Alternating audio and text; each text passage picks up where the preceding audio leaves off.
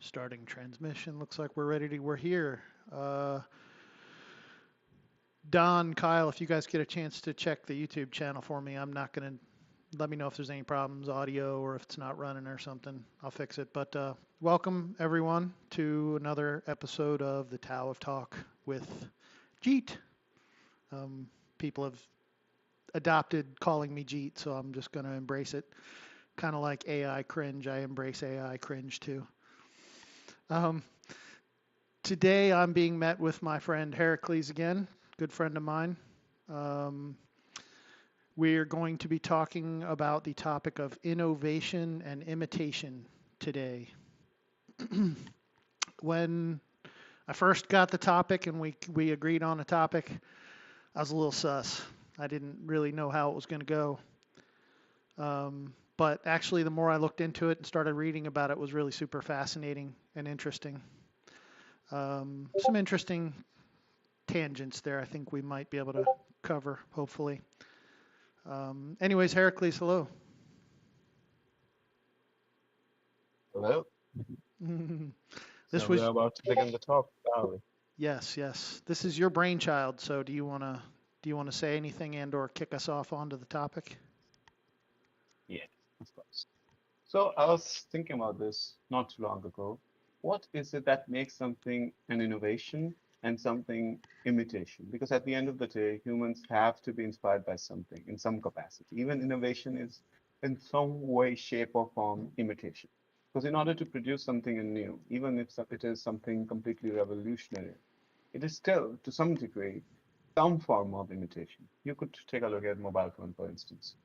At one point, there were no mobile phones. There were no phones whatsoever. And when they were invented, you could say, okay, this is a new technology, so to speak. But at the same time, communication had already existed. The notion of being able to communicate with people across distances was a thing. Although it wasn't possible at the time, it was a thing. It was something that was desired. It was thought possible. Not to the degree, perhaps, that people would want to conceive it so, but it was still a possibility, and it was still to some degree imitation. Most people would not want this to be true. But it is always true that people have some imitation even in innovation. So, getting to it, so I'd like to discuss what makes innovation innovation and imitation imitation, and where do we draw the line, if there is a line to be drawn in the first place. So, yeah. Mm, mm, mm. So yeah, I'd say that's where I landed with it so far myself. What I've read is some of the things that I've picked up is that innovation can be considered on a scale of multiple levels, right? So how interruptive the technology is, how and I think there were a couple different like four different categories, like it's so interruptive that it's having massive effects on other industries and economies, and and then there's like business innovation, which is just innovation on process and change within a business. And yeah, I don't remember exactly all the categorizations, but it comes down to just what you said. I think it's you know we're learning from things we did in the past, and depending on how close to unique an idea is, it still has vestiges of the things that occurred to bring us to that point. um, so that yeah, and it really, it's funny, almost everything along the way. It's like you mentioned, cell phones, like Apple, for instance. They didn't create wireless technologies, they didn't create telephone technologies, but they managed to capture a particular set of functions, features, environment that really captured a market, and many people would call innovative in their own sense. So yeah, it's I don't I guess I'm in the place where I don't think innovation is a real thing. It's just it's a word that we assign to something that has had massive changes in the way in the massive influence in the way that we think, in the way that we do business, in the way that we operate. Um, so what are your thoughts there? Oh, I wouldn't necessarily go as far as suggesting that innovation is not a real thing. Of course, there's an element of limitation to innovation, and there's always going to be some element of limitation to innovation. It's the same thing as asking somebody to imagine a color that does not exist. A man cannot do it. Man can only use the information they already have and combine it in a different manner. They might do it in a different manner in a way that hasn't been done before. But at the end of the day, they are going to be using the same information that everybody else had, or many people had for that matter. At that point, you could argue that, of course, all of the tools from which it was created already existed. Thus, innovation isn't real, it is just another form of imitation. But I'd say that is not necessarily a good viewpoint about it. And I'd also elaborate upon why it is not. Firstly, we also have to recognize that humans perceive things in categories. Of course, there's a spectrum of ideas. You could always argue that everything lies on a spectrum of imitation. Yes, that's right. But let's imagine color spectrum, for instance, right? So people make arbitrary distinctions such as blue, red, green, saffron, orange, all of those colors, right? And some languages do not make those arbitrary differences, right? Some languages have fewer colors or more colors for that matter. And they can actually perceive those colors much better than us if they have more, and they can perceive colors much worse than us if they have less colors, if they have fewer colors, right? What that implies is that even our perception of the world is somehow biased. It is biased in favor of categories. So if you do not create sufficient categories in order to essentially designate or essentially assign a particular behavior or a particular, I'd say, how would I describe this? A particular phenomenon. If you do not assign a particular category to a particular phenomenon, what would end up happening is that you would not be able to observe it with the same keenness as you could if you had assigned such properties to it. So, in that regard, I do think that these categorizations, these distinctions that have been drawn, are necessary to human progress. That's what I say. Of course, they are not true in the sense that they do not exist independently of one another. But I do think that they are functionally true I'll to be some degree. a couple minutes. Okay. I'm sorry, man. I got contractors coming in and out of my house, so they just popped their heads in, and I had to. But I think I heard most of the gist of what you're saying. Um, so I wanted to what was coming up in my head is like innovation. Then it is, I think, on a spectrum. I think it's irrefutable really, and then you could literally view any change of direction in the future and innovation from that level. But I agree with you in the sense that these categorizations that we make describe phenomenon that a particular like categorization like imitation. If everything's imitation, then there's no way to really describe interruptive technologies, changes that have been made, improvements. So I also see the other side of the utility in making those distinctions. Um, does that make sense? Yes, it does. It does make sense. Of course. I wouldn't Um, attribute absoluteness to any of these either. Of course, there's no absolute innovation. I'm not making such a claim that there is such a thing in the first place. Agreed. Well, I mean, yeah, I don't know what we can possibly take it all the way to absolution. I'm in the camp of there's nothing that we can take absolutely to absolution, even absolution. um, I do not make such claims. I just claim ignorance on such matters. yeah, me too as well. One of the fascinating crossovers for me though was, the theme of my channel, the theme of my server, the theme of what I'm kind of trying to do here with, the things I've learned in my life and why I've adopted. Like Bruce Lee was very innovative with martial arts back in his time when he was young and he was just learning Wing Chun. They're very traditional, they're very rigid. They're like our martial art is the only martial art, and there is no other better.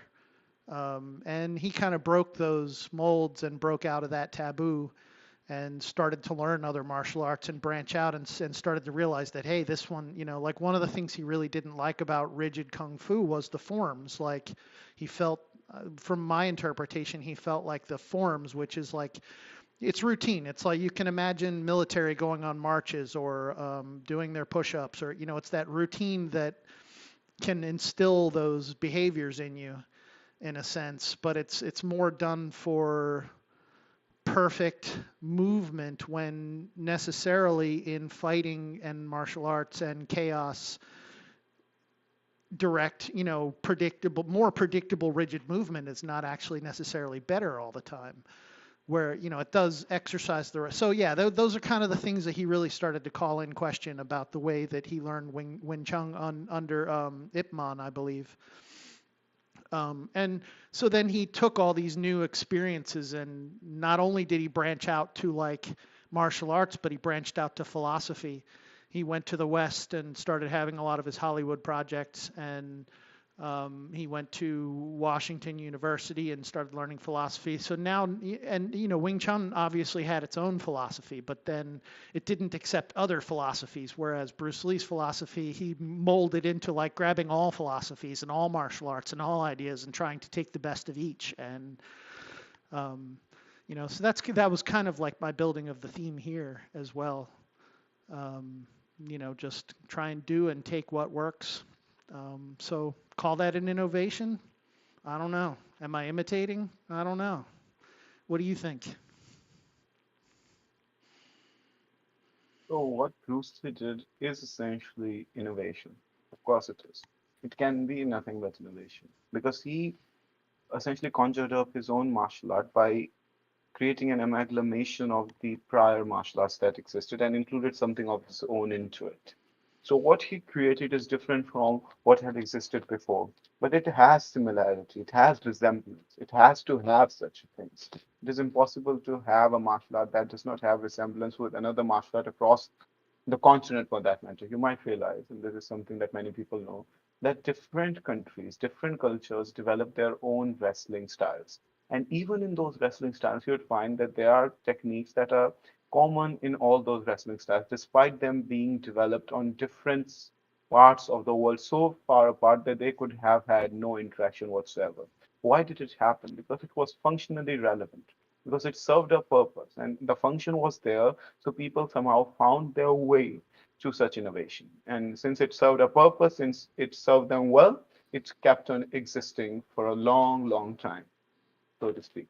And Mm-hmm. the same stands true for martial arts.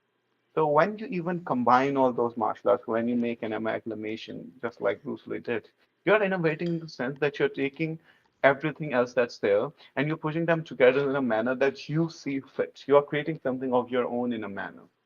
Now, there's another point that I would like to address, and this is not something you said per se, but I could make some sort of a judgment about it. So let's talk about this for a second, okay? So most often, and I say for most of human history, innovation was seen as a bad thing. It was criticized, it was denounced, it was essentially called to question all the time. Innovation in religion was nothing but a sin. Because so what you are saying is that you are somehow adding something to what's already there. You are changing the tradition. For most of history, tradition was the utmost good, and innovation was nothing but an evil practice. What were they called? They were called heretics. To be an innovator was to be a heretic in many cultures, not in all cultures. I shouldn't say that it could be applied universally, but it was near universal. It was near universal that if you rebelled against a tradition, you were a heretic. You were an innovator. Even in that sense, that is an innovation. If you make a new interpretation of something, whether it's a religious text, whether it's a legal text, whether it's a literature, whether it is whatever, if you have a text that's there, you could make an interpretation of it. And that interpretation could differ from the widely held consensus. And that is, in a manner, also innovation. And that's why, for most of human history, we despised innovation. And now the culture has shifted completely to the opposite side. Nowadays, especially in the Western world, it is innovation that's promoting. It is innovation that is admired. It is the innovation that's asked for. If you go to a company, if you go to a corporate and you want to get a job there, they would ask you, what have you done? And more often than not, they want to know what you could bring to the table, what could you innovate, what could you do for them that nobody else could do. In that manner, they are asking for innovation. And this is something that is completely new in human civilization. And the consequences of it are still somewhat unknown to this day. Yeah, that's a comment I'd like to make. Well, so the first part got me thinking about an innovation to block other innovations. Um, by adopting those traditional, fundamental, rigid sort of practices and saying that coming up with new things is bad, that was like an innovation to say innovation is bad. bit of a contradiction there, but I mean it makes sense. It sounds right, but it also blends those lines between imitation and innovation again, like um, tradition, rigid thinking, regimental thinking has blocked new stuff a lot. So it seems to live in that sea of whatever human behavior is. Um, yeah.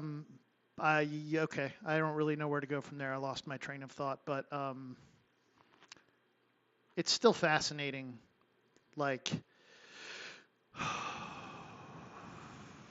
what was I thinking? Like philosophy, for instance. Here, my buddy Thomas down there. Um, has there been actual innovative, revolutionary thinking, or are we really regurgitating the same thoughts and the same, you know, uh, notions over and over and over again? So where it's really blending away. I think philosophy's kind of reached an end of innovation. I don't know if Thomas would agree with me, or not an end in totality, but maybe what you call a stalling point. There are just some things that we can't and don't have answers to, and like the ontology's already been so built out that it covers a broad enough spectrum that there's not much innovation going on there today. Same with mathematics. I remember Sean Carroll speaking about how math is probably not going to change fundamentally for at least 1,000 years or more. There's Moore's law, right? Moore's law is like things end up having diminishing returns. So does innovation eventually reach an end on a particular technology, or does it boost into other notions and technologies that cause innovations in other areas? Do those innovations squash other innovations? That's the capitalist mentality, right? Once you get something that works good and you dominate a market, part of your strategy is to make sure you squelch all the other innovation because you want to keep control of that market, right? Um, I may have taken this in a totally different direction that you wanted to, but that was kind of some of the stuff that was going through my head as I was listening to you talk. So, ADD in full effect this morning. Man, it makes sense. It makes complete sense. There have been innovations made that do nothing but limit innovation in the larger sense. And it seems contradictory. It is paradoxical in its very essence. But at the end of the day, it is still innovation. And that innovation might become a tradition thereafter. Because that's what happens. Most traditions could be traced to some form of innovation. Even, more often than not, people think that imitation leads to innovation. I could say that imitation also essentially arise from innovation. Imitation arises from Mm-hmm. innovation because you can only imitate something that has been innovated in the first place. So even imitation and innovation have this, I would say, cyclical nature to them. You cannot get rid of one or the other. It's not going to happen. If you have one, you're going to have the other. It's not going to disappear forever. But there is a difference between having innovation and having it widespread, having it ubiquitous, right? So that's what I wanted to get at. And as you said, that even innovations in businesses are often used for what might be described as malicious or malevolent purposes in order to actually curb down innovation across the place, right? In order to make them more successful than others, in order to outcompete. That's one of the purposes of innovation. And of course, it could be used for malicious purposes. That's true of any tool. That's true of anything in the world. As long as you have a tool, it could be used for some terrible purpose out there. It could be used to suppress. It could be used to oppress. It could be used for any and every terrible purpose. At the end of the day, that's true of everything. But there's another catch that we would have to get into, and I think it's important to understand, and I think it's relevant to the conversation. So, what's innovation? It's important to get to the depth of innovation. What is it? What makes something innovative? And I'd say it has something to do with the dismantling of prior traditions as well. It has to do with the dismantling of prior traditions, prior ideologies, prior beliefs, and the possibility of a saturation point in philosophy, as you just suggested, as you implied, right? That philosophy has reached this saturation point of innovation, and there's no innovation possible right now. That might seem so at this point. That might seem so. That might appear to be true, but we cannot truly know. That's one part of philosophy that I believe we do agree about, right?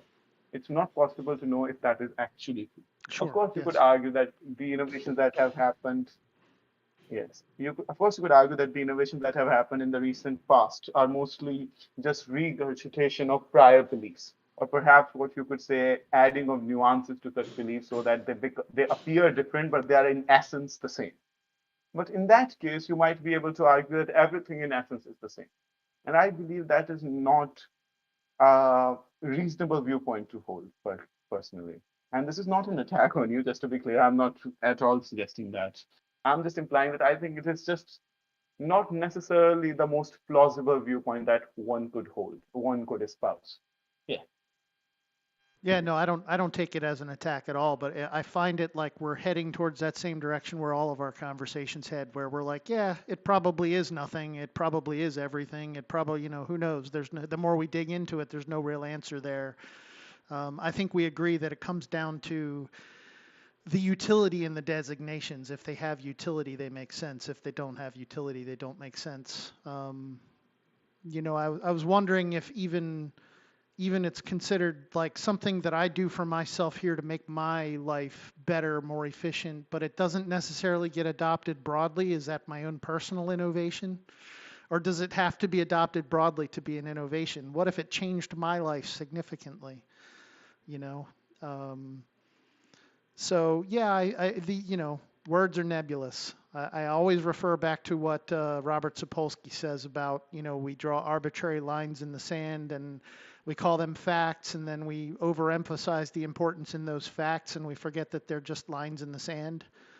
That's all innovation and imitation is to me. It's lines in the sand to say this had some significant change from this previous state or existence that we feel a need to categorize it differently so we have a way to identify it. Otherwise, if we don't have the idea of new versus old because everything blends together, then how do we identify new? How do we set goals for new? How do we know what's improving?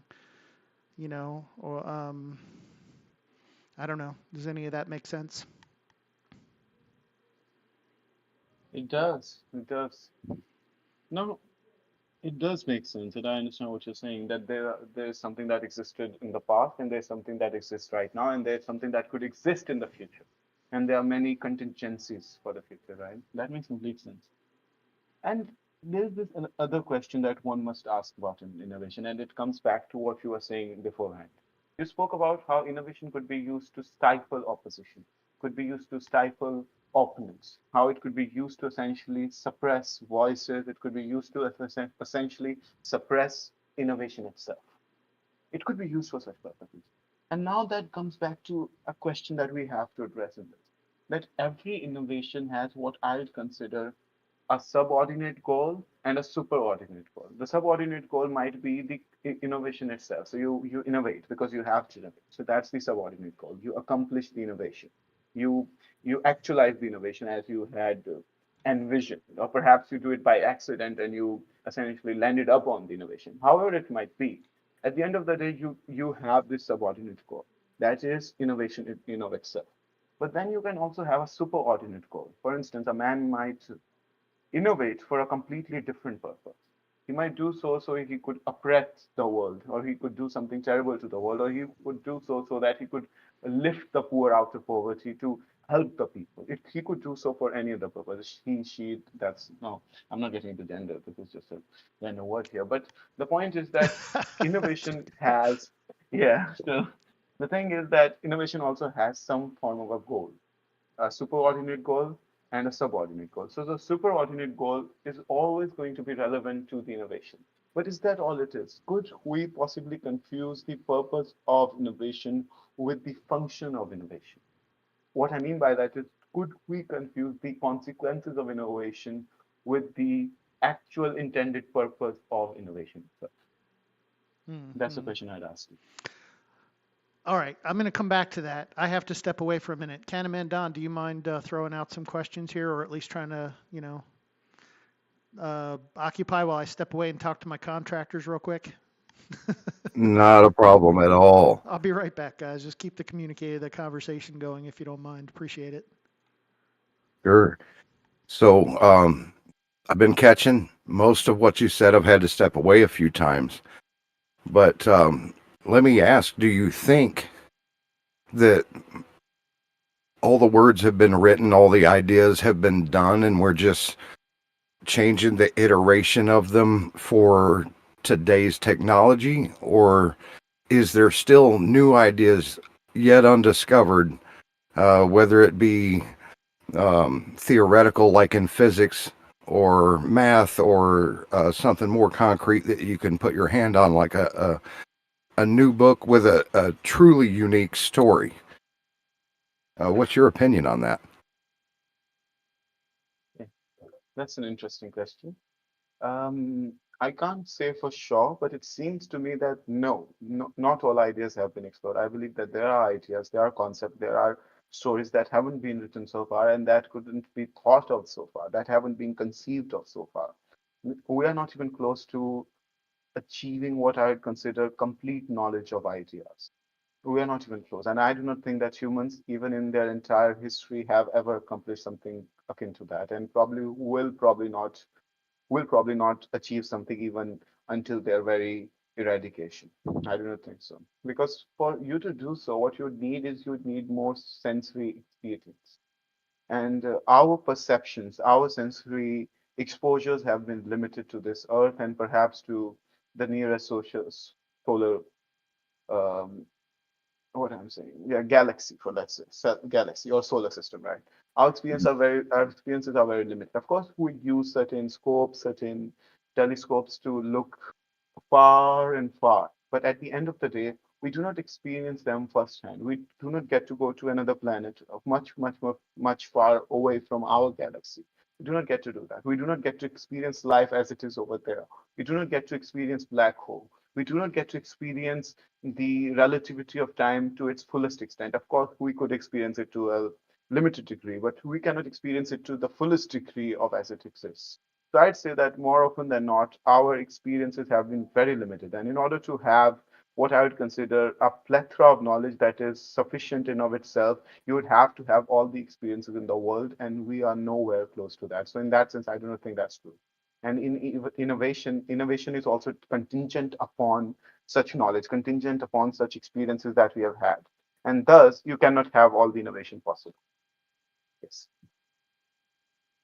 That's a very interesting answer and a lot to think about there.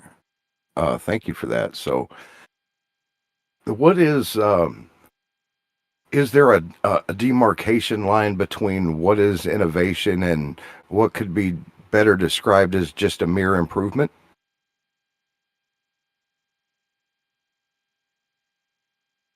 That's an interesting question. This ultimately falls down on semantics. I cannot say that there is a clear demarcation line where we could say that this is now innovation, no longer what might be called some sort of an upgrade. It's not possible. I don't think that there could be a clear line that like that. But at the end of the day, there are different kinds of innovation. So I'd say that some innovations are clearly innovations and could not be described any way else. It's not possible to describe them in any other manner. And those innovations could be, for instance, the invention of computers, the invention of internet. These innovations are clear. Nothing of the sort existed before, and they came to exist. They came to fruition much after human civilization flourished and somewhat settled down into a state where they could invent such a thing. So I believe that there are some inventions that are clearly inventions. But where to draw that demarcation line? That is indeed ambiguous or nebulous. It's nearly impossible to tell. But I'd say that some are pretty clearly there. Of course, there is some gray area there as well. But I could say that as you go farther and farther, the color becomes black and it becomes clearly black that you could tell that this is innovation and there is no doubt about Once again, everything is a spectrum and not a dichotomy. Uh, I think that applies to all of it. That is absolutely true. Everything is indeed a spectrum. But we have to have some categories in order to differentiate between different areas of spectrum so that we could understand the world in a better manner, so to speak.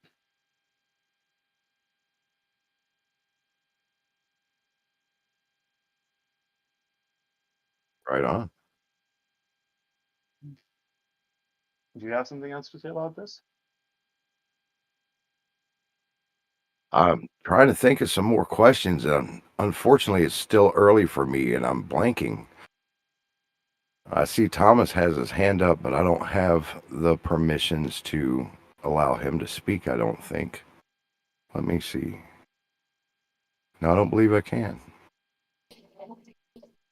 There he is. Hey, I was just listening. I don't know why my hand was up. Sorry, I don't have anything super pertinent to say, but I'll answer what I can. How you doing? I'm doing well. Good. I came in to listen to an interesting conversation between Herakles and Jeet and kind of stepped up to help, but I ran blank for questions for Herakles, Oh, talking about innovation and imitation, and very interesting subject. yeah. I'd like to have your opinions about innovation and imitation, both of you, if it is all right.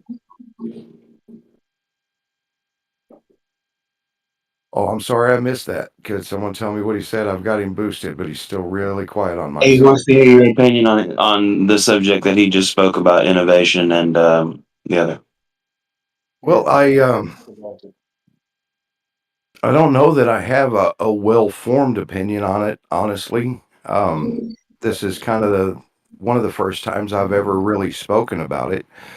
Um, Being a little bit older, the innovations that immediately come to mind would be the invention of the automobile or even indoor plumbing, as my grandparents used to tell me about going out to outhouses and drawing water from the well, and when they first got a sink in the house. And for, I can imagine a lot of younger people, that would seem quite mundane.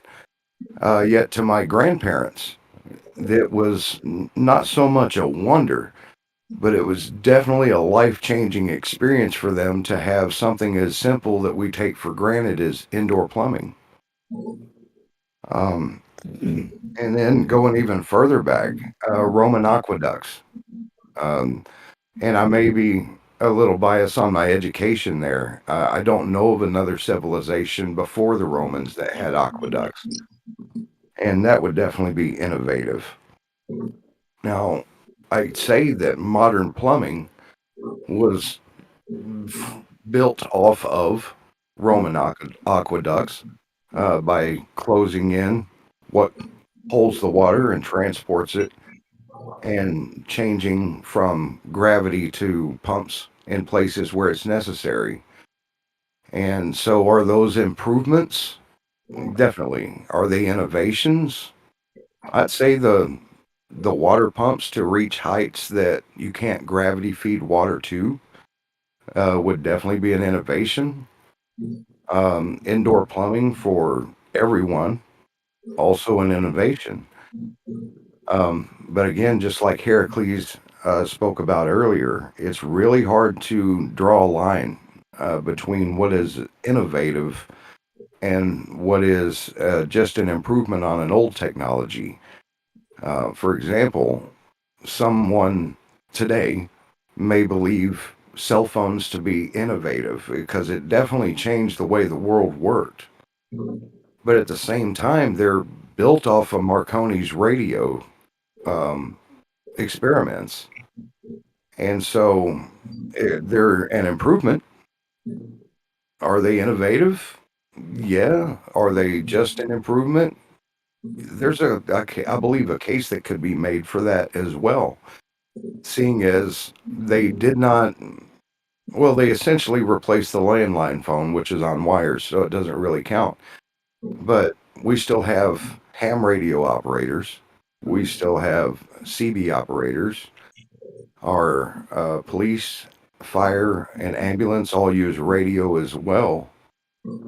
And so the radio itself wasn't replaced by cellular technology. Hold on just a moment, sorry.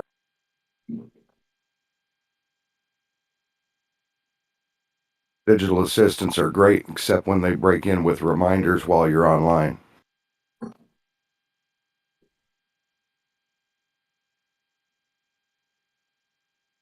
In case you guys didn't hear, I need to make an eye appointment today.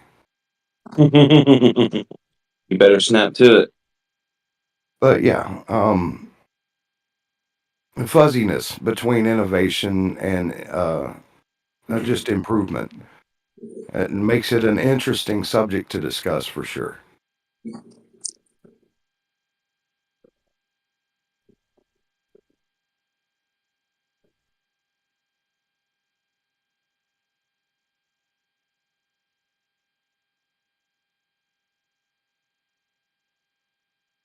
Good morning, Kyle. Good morning. Glad you joined. So, what do you think about innovation and imitation, and what's innovative and what's an improvement? Me particularly, or the panel here on stage? You in particular. Well, it's funny that you ask. I shit you not. I started working on a document for you for ideas for topics, and that's the first one on my list. How AI into that nature, how we appreciate them, but yet the pros and cons of how they're hurting us as a country, humanity.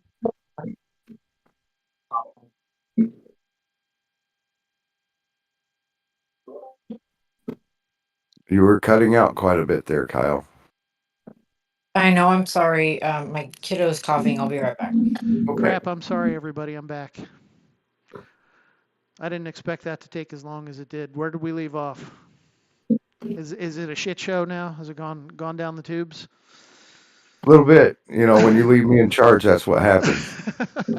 Well, I wasn't even confident of myself this morning. I've been floundering a lot. I think Herakles was holding up the show a bit there. But so where did we leave off? Did we leave off anywhere? Or are we just floundering at this point?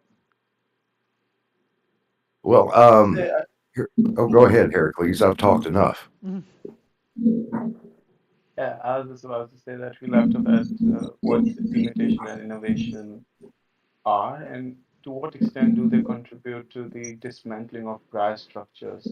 And in that sense, they could have negative and positive viewpoints as well. Right? You could always argue that innovation is bad for society. That's what we were at. And then we moved on to another contingency thereafter about how innovation could contribute to some sort of misuse. It could be misused or it could be misused for purposes that are not necessarily morally justifiable. So that's where we're at the end of the conversation when you left off. Yeah, well, humans can misuse anything, right? Like you said. So pretty much any tool that you like. I was thinking along those lines of you can misuse stuff. Like I could innovate a brand new doll that goes crazy, like it's a pink little fluffy teddy bear, and then I could be like, abducting people and murdering them with my pink teddy bear doll, my innovative new pink teddy bear doll. So it's like humans can make anything bad, seemingly. I don't think that really says anything about innovation or imitation in a sense. Anything significant, anything we need to care about. It's like, I'm not a big fan of religion, but I know not all religious people are bad. I think that kind of aligns a little bit there, but they can be bad, and people who aren't religious can be bad, and so yeah, I don't know. Okay, well, unless anybody else has anything to say, Heracles, maybe we've beaten this to death, and I kind of got called out in the middle of it, and so do we want to take this anywhere else? Then there's one contingency that we could go forward with if you want to continue with it, I and that'd I, be I about would the absolutely. possibility of and that's really about the possibility of dismantling prior institutions.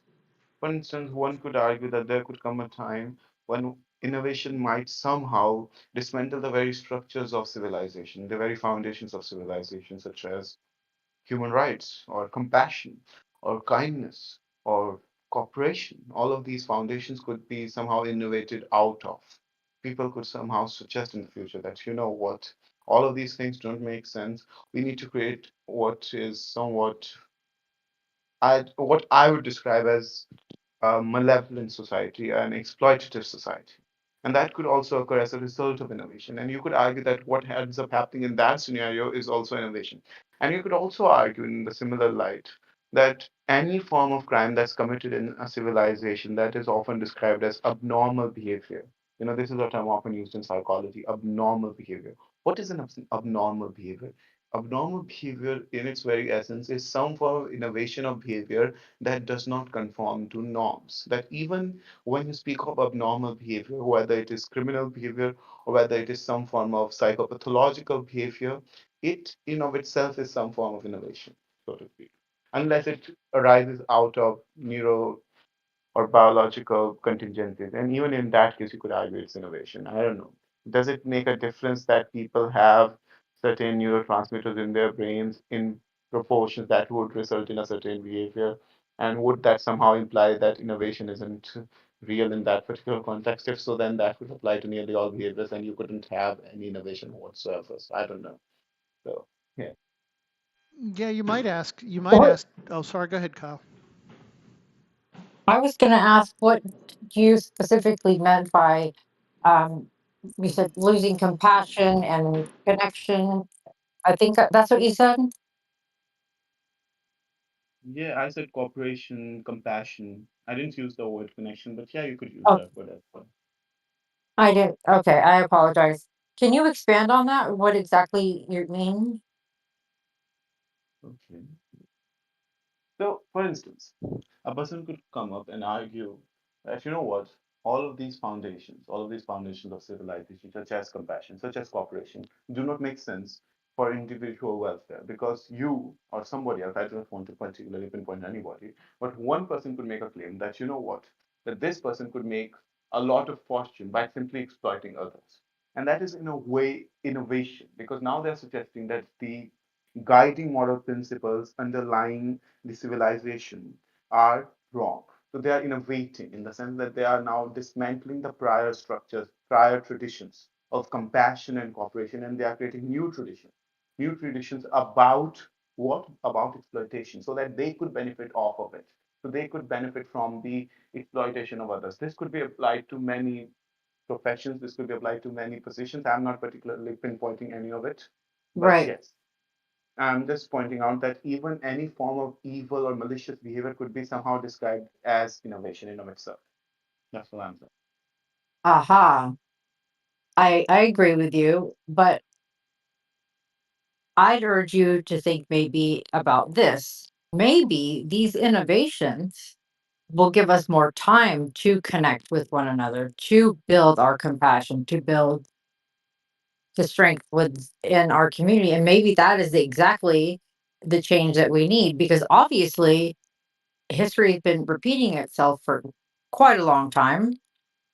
And maybe this is the punch in the gut that we need to change it up. And you might be right. Perhaps it is indeed the punch in the gut that you need to change it up. But you can't really tell whether it would be for worse or better. That's all I'm saying. You might Well, yeah, it's dismantle about the structure. perspective. Yeah, Yeah. not only perspective, Does but also. innovation necessarily mean improvement or better? I think is what we're extracting from that. It is. It doesn't necessarily, but Well, I it don't know. can Yeah, it can and absolutely. it cannot. Yeah. Heracles, I'm sorry I cut you off, man. You want to finish your statement? Sorry. Yeah. Okay, so Kyle, addressing your question, I'd like to draw a distinction between function and purpose. For instance, you might innovate for a particular purpose that you had intended beforehand. However, the innovation might result in a completely different consequence. That is the function of that particular innovation. you might have had a different purpose for it, but the function is going to be paramount. It's going to supersede your purpose every time. That's what's going to happen. And now, what's the function of an innovation? That's difficult to tell because function of an innovation is contingent upon the people who use it and the kind of innovation that you have come up with. So it is contingent on two factors: the kind of innovation that you have and the people who use it for their benefit and what are their intentions at hand. So just because you, for instance, you just made a point about dismantling the structures underlying our society and how they could somehow give rise to a better society for everybody, a more functional society for everybody. But I could tell you that even your conception of that society might not be actualized.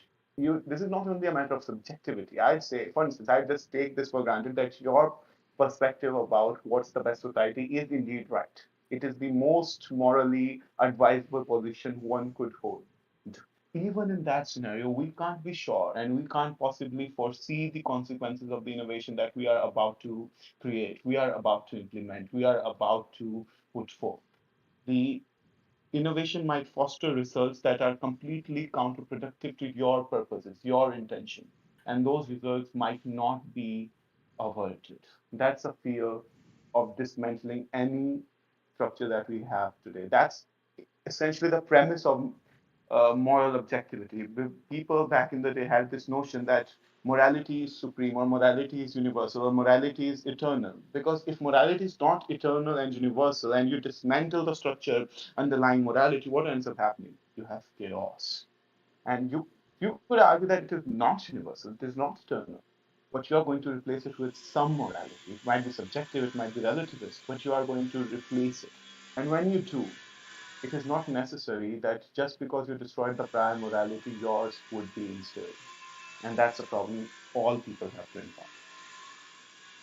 Yeah, I would also say on top of that, though, that chaos isn't necessarily an outcome either if we dismantle all the foundations of society. The thing is, we like to try and make relative predictions based on what we've experienced in the past and trying to project and predict into the future.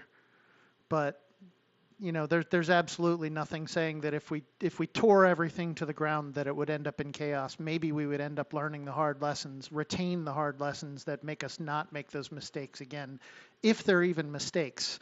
This is, I think, the other point you were trying to get at, Herakles, is that one person's dismantling and improving society is another person's dismantling and chaos of society, and they don't like it. It's like, one man's trash is another, well, one person's trash is another person's treasure. Um, it's that kind of notion that it's subjective in that sense that even in innovation has its duality, right? Like we could think of AI at this point. A lot of people are really super invested in AI, and it's got a lot of benefits that we can see for the future. Although some people are predicting now that all the investment is not going to pay off. While at that same time, we could already have created an independent consciousness that's already, trying to gauge what to do and could have completely intuitive goals than we do as a species. And, so there's all those possibilities that innovation can bring just as much chaos as it can necessarily order, I guess, in that sense. Anyone?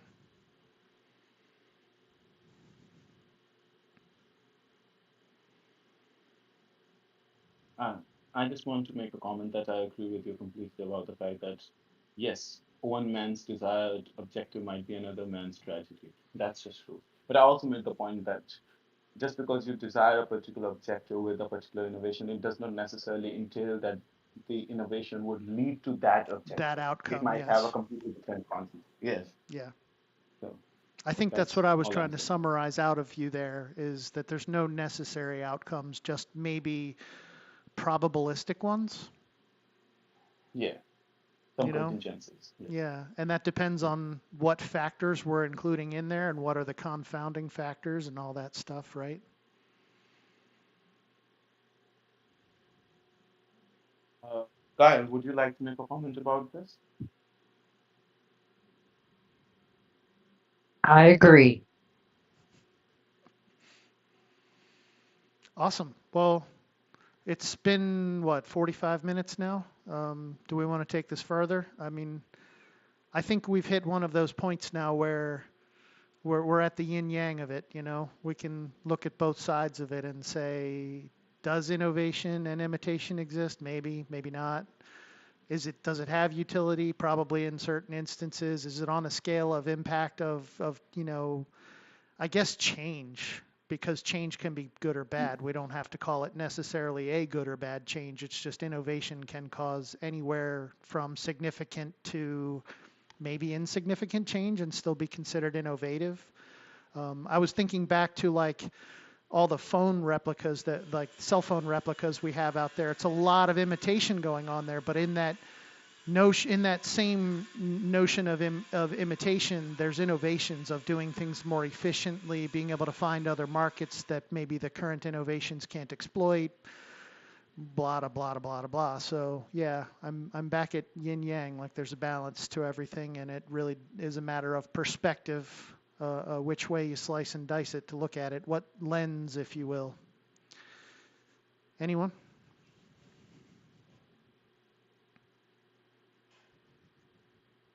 I suppose we could put an end to the stream now. Cool. Well, it was a great conversation. I really enjoyed it. Might be able to do more when I don't have contractors moving in and out of my house and I'm not harebrained. But Yeah. Herakles, as always, it's always awesome to have a conversation with you. Hoping to continue to have them into the future. Thank you, everyone else, for joining in. Appreciate it.